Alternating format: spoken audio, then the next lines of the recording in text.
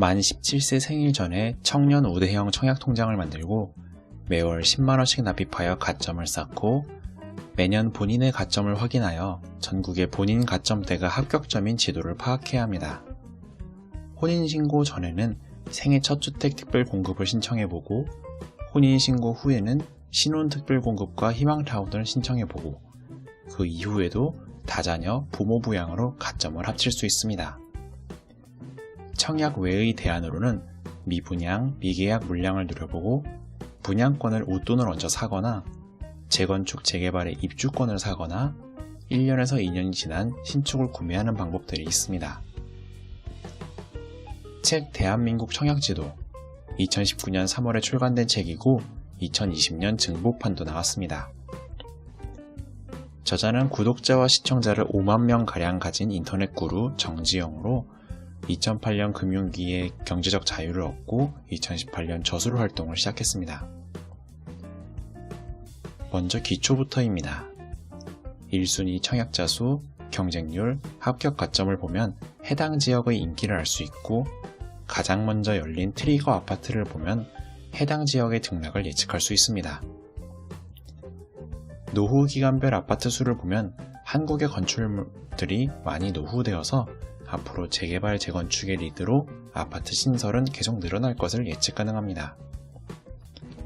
오늘날에는 주택청약 종합저축으로 과거 예금, 부금 등이 모두 통합되었습니다. 만 34세 이하 무주택 세대주라면 청년 우대형 통장으로 전환해야 합니다. 지역과 면적별로 다르지만 최소 1,500만원의 저축이 필요하며 납입 횟수가 중요합니다. 무주택 세대주는 연 240만원 저축까지 공제되기 때문에 월 10만원 이상을 넣는 것이 좋겠습니다. 가점은 만 30세부터의 무주택 기간, 부양가족수, 저축 가입 기간으로 결정됩니다. 예를 들어 만 33세의 경우 3년, 솔로, 그리고 17세부터 가입하여 16년일 경우 총 가점은 30점이 됩니다. 하지만 가점뿐만 아니라 추천 비율도 있으니 포기는 금물입니다. 직계 존속 세대원은 3년은 같이 살아야 인정받습니다. 다음으로 정보 얻기입니다. 유명한 사설 포털 사이트들을 통해서 향후의 청약 예정 물량 및 시세를 알 수 있고 정부의 청약홈, 거기에 과거 LH와 SH 등에 있던 정보들이 모두 통합되어 신청이 오늘날엔 간편해졌습니다.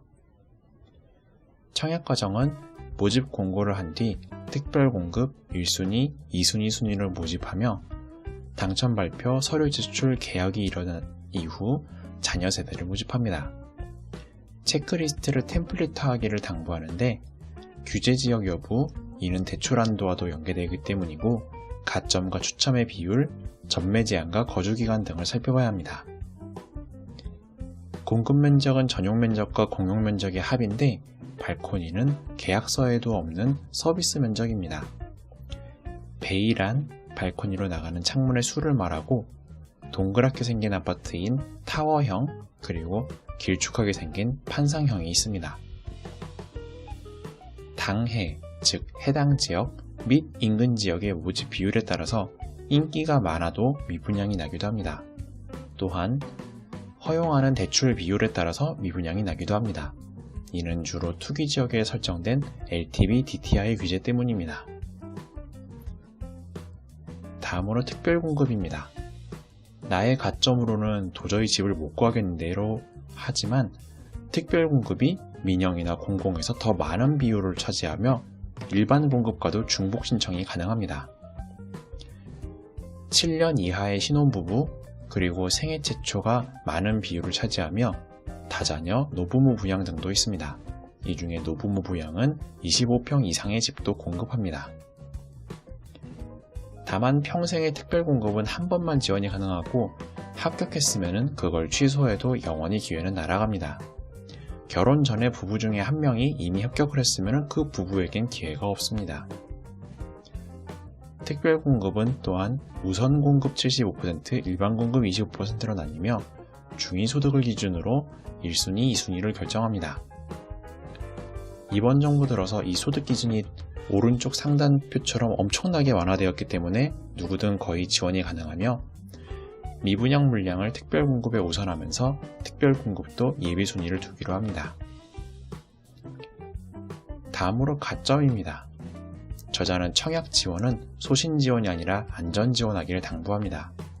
분양가가 비싸 보이거나 싸 보이거나 그 가격은 분양하는 곳에서 완판을 목표로 해서 철저하게 계산된 값입니다. 본인의 가점을 가계부와 정리하듯이 매년 정리해두고 해당 가점에 해당하는 지도를 그려두는 것도 팁입니다. 예를 들어 우측 상단의 경우 30점대일 경우 강동구를 노리는 것입니다. 2018년 11월 대책으로 가점 추첨이 비율이 50대 50이 되었으며 이 추첨 중에서도 75%를 무주택자, 25%는 1주택을 가졌더라도 그것을 판매하는 조건으로 신청할 수 있게 되어서 무주택자들의 기회가 더 열렸습니다. 다음으로는 생애 주기별 전략입니다. 먼저 만 17세 생일 이전에 청약통장을 만들고 월 10만원 이상씩을 납입해야겠습니다. 결혼할 상대와 각자 청약을 신청하는 것과 혼인신고하고 함께 특공을 신청하는 것, 전략을 잘 고민해봐야 합니다. 양가의 조부모가 가입기간이 오래된 청약통장을 물려주는 방법도 있습니다. 결혼의 연차가 지남에 따라 가점은 줄어들지만 무주택과 자녀 수의 가점은 늘어납니다. 이것을 합쳐서 3040은 높이 만든 뒤에 특공 경쟁률을 보고 10 경쟁률을 예측해서 안전한 지원을 해야겠습니다. 저자는 어떤 아파트에 주목할지 기준들을 정리합니다. 프리미엄에는 교통, 일자리, 배후 수요, 프라이드, 조망권, 역세권 등이 포함됩니다. 오래도록 분양이 없던 지역에 새로 생기는 단지는 트리거 아파트로 향후에 그 지역 시세를 점칠 수 있습니다. 공공택지 3기 신도시 신혼희망타운 등 수도권의 구도심도 신규 아파트가 생겨날 예정입니다. 신혼희망타운은 모기지의 70% 최대 4억 원까지 별도의 대출을 운영하지만 대신에 이후 시세 차익의 일부를 국가가 환수합니다. 저자는 임장부터 매매까지의 실전의 과정을 마지막으로 정리합니다. 우선 온라인으로 최근의 물량, 예정된 물량, 주변 시세를 파악해야 합니다. 모델하우스 임장을 통해 확인할 사항을 미리 적어가는 것이 좋겠습니다. 방향, 조망, 간격, 저층부에 지어져 있는 상권, 정원, 주차, 학교, 교통, 유닛 단위의 동선, 복도, 창문 등입니다. 상담을 통해 자격요건, 규제, 대출, 옵션 가격, 특별공급 물량의 비율 등을 확인할 수 있고 대출은 종도금 대출이자를 얼마나 내야 하는지, 잔금은 대출해주는지, 이자는 후불제인지, 상환기간이 어떻게 되는지 꼼꼼히 따져야 합니다. 세금도 중요합니다. 취득세, 양도소득세, 분양권을 팔 경우에 양도소득세 등이 있습니다. 과세 표준에 따라서 양도차익, 기본공제, 중개보수의 합한 값이 얼마인지를 파악해야 합니다. 저자는 이러한 청약 외에도 가점으로도 추첨으로도 힘들 사람을 위해 대안을 제시합니다. 먼저 아예 미달이 난 미분양도 김포와 용인처럼 나중에 대박이 나기도 하니 미분양도 노려보라고 합니다. 그리고 분양이 끝난 뒤에 미계약 물량들이 나옵니다. 20세대 미만일 경우에는 분양단지가 임의로 선착순을 펴지만 그 이상일 경우에는 청약홈이 공시하기 때문에 계속 지켜봐야 합니다. 꺼진 불도 다시 보기입니다. 그리고 전매 제한이나 임무 거주 기간이 없거나 지난 뒤에 프리미엄, 즉 웃돈을 얹어서 분양권을 사는 방법이 있습니다.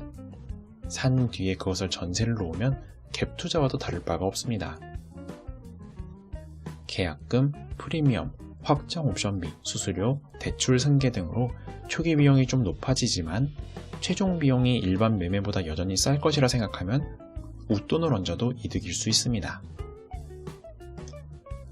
그 다음으로는 재개발, 재건축, 입주권입니다. 구도심에서의 입주권이 신도시 신규단지 분양권과 마찬가지로 100% 입주하게 되는 것인데 초기 비용이 일반 분양의 3배에서 4배에 달하고 5년의 청약 제한이 걸릴 수도 있기 때문에 잘 따져봐야 합니다. 또한 양도세가 비과세가 되는 시점인 2년, 일반세가 되는 시점인 1년 이후에 신축 아파트의 매물이 쏟아집니다. 그것을 사도 앞으로 이 아파트의 값이 더 오를 것이라는 생각이 들면 사도 좋습니다. 이렇게 책 요약을 마치겠습니다. 감사합니다.